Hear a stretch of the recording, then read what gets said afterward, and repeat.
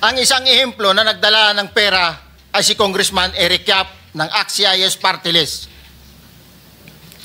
46 na malita ang dala niya sa bahay ni Congressman Saldico sa Valle Verde 6. Pagkatapos mabilang, isinakay namin sa mga sakyan patungo sa Horizon Residence sa Taguig. At dumiretso kami sa basement upang may baba ang nasabing basura. Ayun mga kababayan, sa wakas kumanta na rin. At marami nang nadadawit dito isa-isa. Kasi yung dating bodyguard ni Saldico na dating sundalo galing sa Philippine Marine ay kumanta na din mga kaibigan. At isa sa nadadawit dito ay ang ACT-CIS na kung saan ito po ay party list ng mga tulpo, mga kaibigan. Kaya naman pala, todo ang depensa nila kay Saldico at hindi po pinapatawag ang SunWest dahil po dito, ngayon nagkakabukingan na. Panoorin po natin ang sinabi po ng isang witness na iniharap sa Blue Ribbon Committee hearing sa Senado. At kung hindi ka pa po nakapag-subscribe, sana po i-subscribe at saka paki-like na rin po. Simulan na po natin mga kababayan. Ako po'y nagpapasalamat sa pagkakataong ito. Sa Senate Blue Ribbon Committee, Senador Ping Lacson, sir.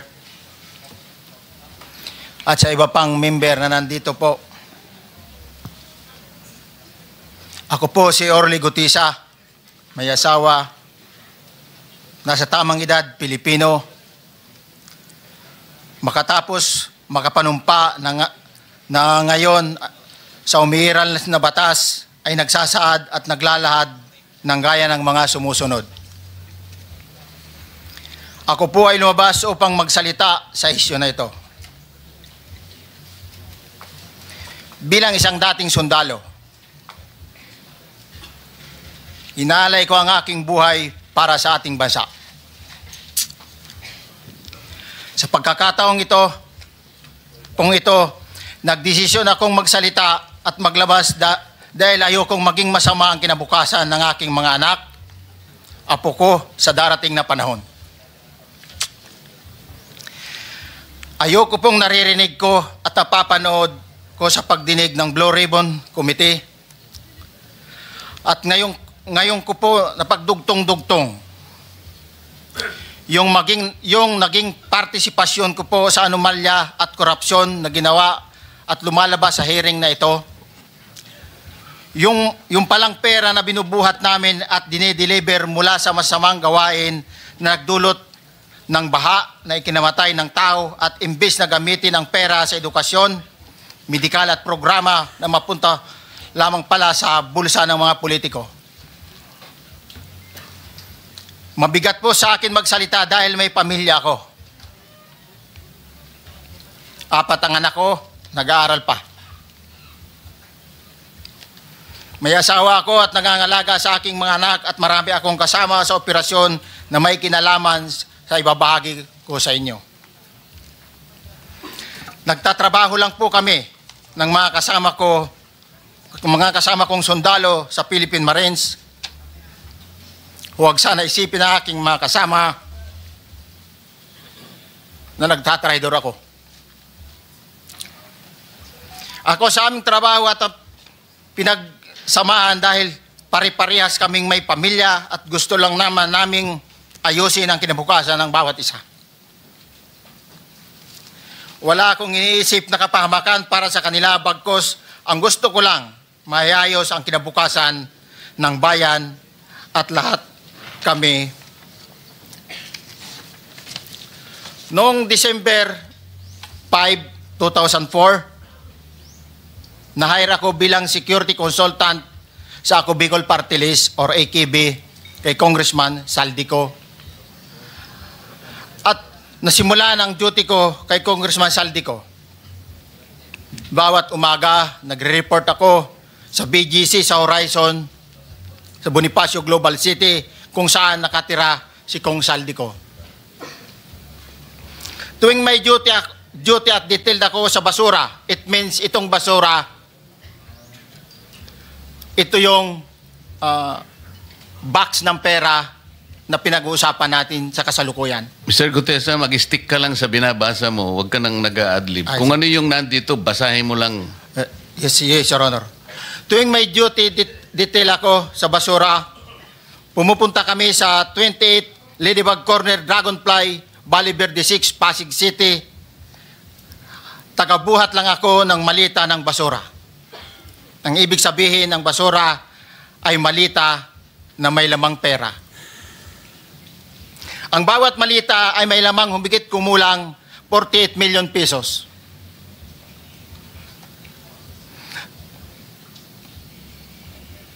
Ang bawat malita ay may post-it na nakadikit na nakasaad kung magkano ang laman ng bawat malita.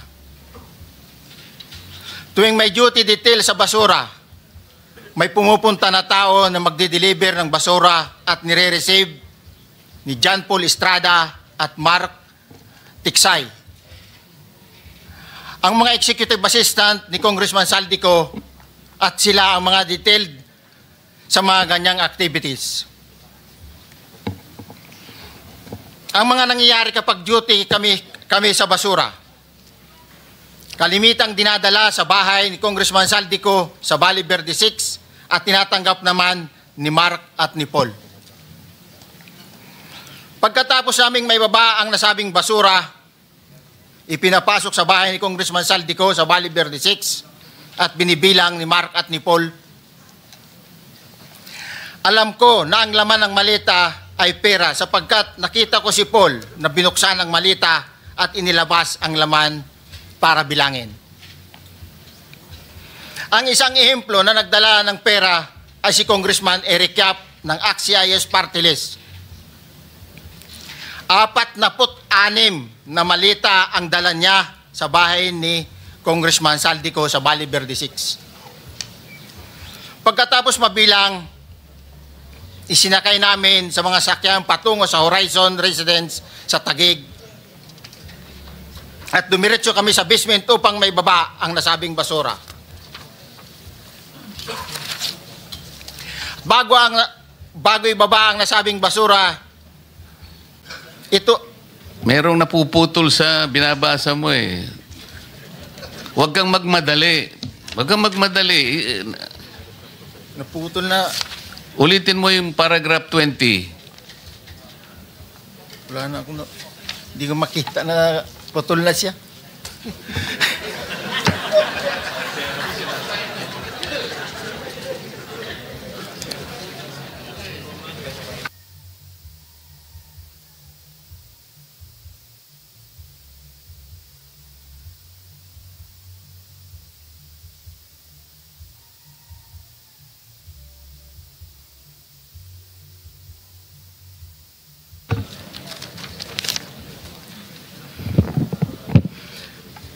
Pagkatapos, mabilang ang sinasakay namin sa mga sakyang patungo sa Horizon Residence, Taguig. Pagdating sa Horizon Residence, dumidiretso kami sa basement upang maibaba ang nasabing basura at dalhin sa unit ni Congressman Saldico sa 56th floor sa nasabing lugar kung saan siya nakatira. Bago ibaba ang nasabing basura, ito ay bawas na. Halimbawa, nag-akyat kami ng 46 na malita. Ibababa lamang namin ay 35 malita para i-deliver sa bahay ni House Speaker Martin Romualdez sa 42 McKinley Street, Taguig. Ang labing isang malita ay naiwan sa taas ng 56th floor sa Horizon Residence. Humigit kumulang 3 beses ako mismo ang nag-deliver ng basura sa bahay ni Congressman Saldico, sa Horizon Residence at sa mga bahay ni Speaker Romualdez sa 42 Mackenzie Street, Taguig. Mas maraming pagkakataon na nagde-deliver kami ng basura sa bahay ni Speaker Romualdez at sa bahay ni Congressman Saldico dahil iba-iba kaming mga nakadetailed na close-in, backup at advance party na nagkakaroon ng rotation. Sa huli, ako po ay nagnanais na mapasailalim sa Witness Protection Program dahil alam ko po na nanganganib ang buhay ko at ang aking pamilya sa ginawa kong paglalahad na ito. Sa katotohanan na ang lahat ay nilagdaan ko, ang salaysay na ito ay kusang loob at walang anumang pamimilit at bunsod lamang ng hangarin matulungan ang ating bansa. Ito po ay nilagdaan ko, Your Honor. Thank you, Orly. Before you proceed, meron lang ako papakitang litrato sa iyo, no? I-confirm mo, kasama na rin si Bryce, kung yan ba si Paul na binabanggit mo. I confirm, Your Honor. Yun nga po, Your Honor. Siya po. Okay, so, yeah, for the record, andito po yung litrato nung binabanggit na si Paul. Ang palyado nito.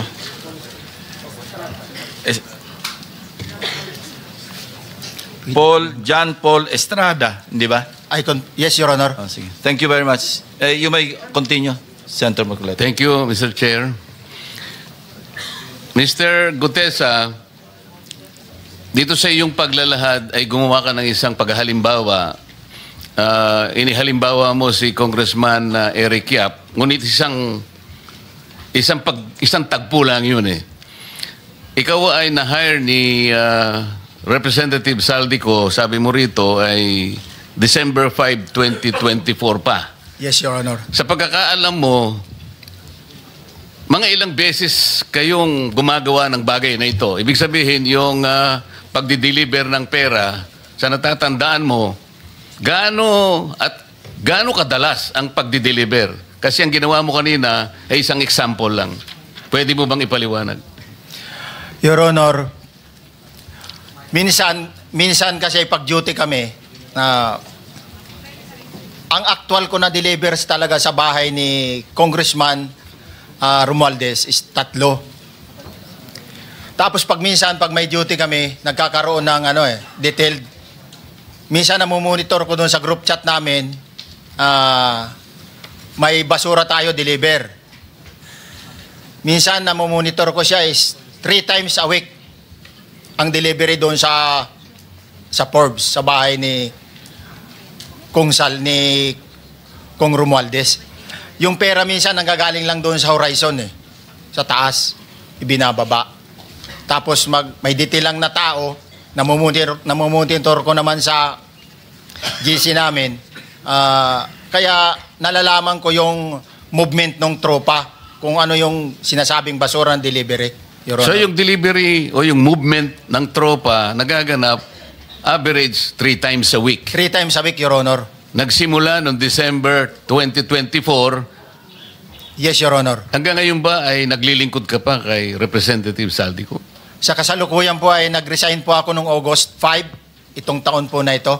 So, maliwanag ba ang ibig mong sabihin para sa kapulungan ito ay nag-a-average ng 3 beses sa loob ng 1 linggo ang pagdi-deliver ng pera kay Representative Saldico at tuloy-tuloy naman doon sa bahay ni former Speaker Martin Romualdez sa ganong rate, ganong beses, 3 beses sa loob ng 1 linggo. Yes, Your Honor. Magmula December 2024 hanggang ikaw ay mag-resign noong August 2025, this year. Yes, Your Honor.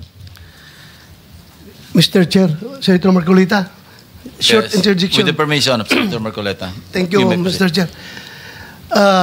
May maibigay ka ba na pangalan? Kasi ang sinasabi mo lang ngayon, as far as you're concerned, during ikaw ay nagdo-duty, nagro-rotation basis yung duty. So pag wala ka, absent ka, iba ang nagdo-duty, iba rin ang nagtatanggap sa pera at nagdi-deliver. Am I correct? Senator De La Rosa, may I just remind you na isang follow-up. Pero kung gusto mo ituloy at pahig si Senator Marcoleta, naka-charge sa oras niya yung mga susunod na tanong. Okay? Okay lang. Okay lang. Sige, boss. Meron Nangiram lang pa naman namang- ako sa iyo. Go ahead. Meron ka pa namang 4 na minuto pa mahigit yan. Yes, sir. So, sige. Very quick lang. So, pag hindi ka duty, may ibang nag-deliver ng pera kay Saldico at kay Speaker Romualdez. Pag nangyayari yan, sir, pag hindi ako duty, may makadetail talaga sa basura na yan. Pero ang authorized lang na mag-deliver at mag-receive niyan is yung 2 tao na binanggit ko, which is John Paul Estrada and Mark Tiksay. Okay. Thank you, Mr. Chair. Thank you, Senator Marcolita. Mr. Gutesa, sa panig ng pagdi-deliver sa bahay ni former Speaker Martin Romualdez, sinong tao ang nagre-receive? Sa mga ganun, sir, ang may contact, Your Honor, is yung si Paul at si Mark lang ang may contact doon sa receiver. So pagdating doon, nakabukas na yung gate doon sa Forbes, pumapasok na lang kami. Then pag nabuhat na namin yung mga malita na ibaba na, so lalabas na kami.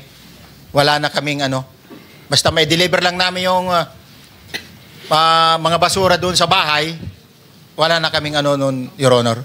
Alin-aling bahay Yung ang 42. pinagdi-deliveran mo sa panig ni former Speaker Martin Romualdez? Yes, Your Honor, yung 42, yung dito sa may Forbes Park. Yun lang? Wala nang iba? Mayroon pa yung bago nakaraan doon sa 19 Nara, yung dating bahay ni Michael Yang. Sa pagkakatanda mo, mayroon pang ibang lugar na kung saan nagdi-deliver kayo? Sa Aguado, dyan sa Malacanang. Aguado? Excuse me, Senator Marcoleta. Sino Michael Yang? Yung dating sa Pugo yata yon. Sa? Yung dating sa Pugo. Yung Michael Yang. dating bahay ni Michael Yang. Dating bahay. Yes, Your Honor. Okay, thank you. Ibig mo sabihin, nabili ni Speaker Martin yung bahay ni Michael Yan? Allegedly, Your Honor. Pero paano mo alam na bahay ni Speaker yon? Kasi doon na nagde-deliver yung tropa nung hindi na nagde-deliver doon sa 42, Your Honor. Ngayon, sinasabi mo meron kayong chat. Nagagamit mo yung chat para ma-monitor mo yung rate ng delivery at kung sino-sino yung nagdi-deliver? During the time nung nandoon pa ako, Your Honor. Mr. Chair, salamat po at baka meron po pong Thank you. gustong itanong ating May mga kasama. papakita pa ako isang litrato pa, no? Identify mo lang siya. Sino yan? Mark Tiksay, Your Honor. Meron pa ba nakakakilala sa kanya bukod sa'yo? Dito? Wala. Nabanggit kasi ni Engineer Alcantara rin dito eh. Sa salaysay mo noong September 23, sinasabi mo, hindi ko po siya na-meet during pagdadala. Ang tao niya po ay may alias lang na Paul at Mark. Na-meet mo ito si Mark, Engineer? Sa Valle Verde po, once lang po. So, kinukonfirm na si Mark Texa ito? Mark po and Paul, karaniwan po ng... Okay, thank you. Thank you, Senator Marcoleta. Mr. Chair, may tatanong lang po kung Yes. with the permission of Yeah, okay. Senator Marcoleta. Mr. Orly, sabi niyo po 46 na maleta na nagkakalaman po ng 48 million bawat isa. Tama po ba? Based doon po sa level nung malita na nakita ko, Your Honor. Paano po nalaman ninyo na 48 million po ang laman ng bawat isa? Kasi bawat malita po, mayroon siyang post-it na nakalagay, may sign na 48. Lahat po yun may 48. Yes, Your Honor. So, yung 46 maleta, 48 million ang laman ay nagkakahalaga po ng 2.2 billion. Alam niyo po ba yan kung 3 times a week ang sinasabi ninyo ang delivery? Based sa my experience, doon lang ako naka-experience ng 46 nung time na yon, Your Honor. Hindi naman po every week or monthly ito. Yes, Your Honor. So at one point, yung 46 na maleta, 48 million ang laman, 46 times 48 million ay 2.2 billion. Excuse me, Senator Marcoleta, paubaya mo na sa kanya yung oras na naiwanan mo. Now, 1 minute. Isang tanong na lang. Sige, okay. 2.2 billion. Ganun po yung multiplication eh. Siguro, Your Honor, yun ang lumalabas. So one time lang po ito. One time lang po, yung time ko lang yan, nung panahon na na-identify ko si Congressman Yap, Your Honor. Alright, maraming salamat po.